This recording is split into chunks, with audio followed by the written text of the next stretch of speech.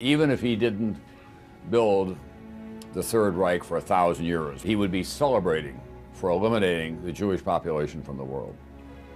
I don't know how you begin to deal with that kind of madness, but that's who he was.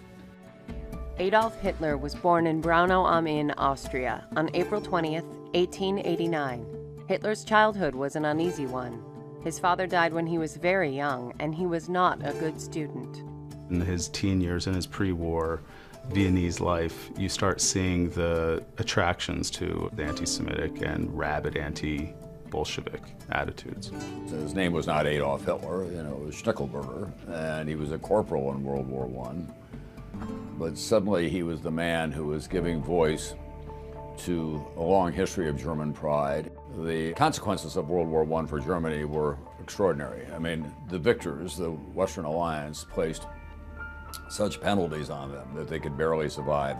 And so they were open to the idea of someone like Hitler who could give voice to their most base fears, and he very cannily knew just how to do that.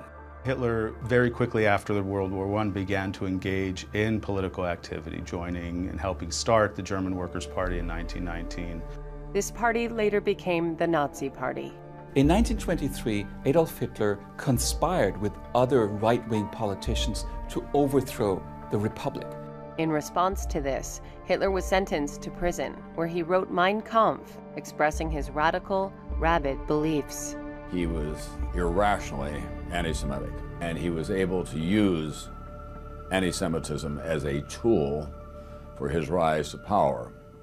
In January of 1933, Hitler becomes chancellor. As a result of the fire of the Reichstag in February of 1933, Hitler is afforded wide-ranging police and political powers. He's able really to begin the process of forging the dictatorship, the totalitarian state. People who thought about international policies were very concerned about what Adolf Hitler was up to, because you would see those great rallies in the streets of Berlin with hundreds of thousands of people marching in uniform and goose-stepping their way down the Platz and raising their arms in salute to Adolf Hitler.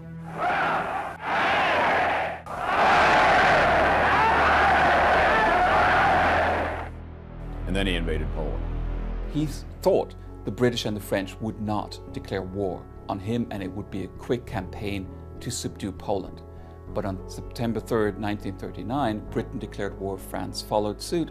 In June 1941, Hitler invaded the Soviet Union, starting the largest land war in history.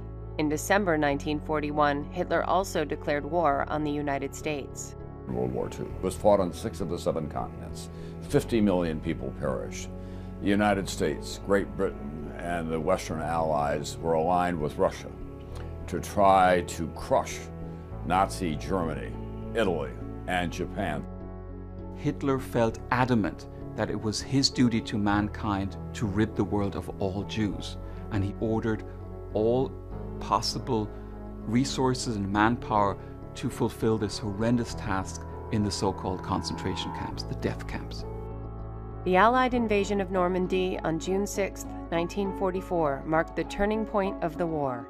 In less than a year, Germany would surrender to the Allies. An estimated 6 million Jews were killed during World War II. In May of 1945, Adolf Hitler committed suicide, together with his wife Eva Braun, who he married just before that. I think of all the tyrants in history, you have to put Adolf Hitler right at the top. He almost destroyed civilization as we know it during the 20th century. I don't think that history will ever forgive him, nor should it. We'll be endlessly fascinated by what A, drove him, and B, why the German people decided to follow him, not just off the cliff, but into the darkest hellhole in history.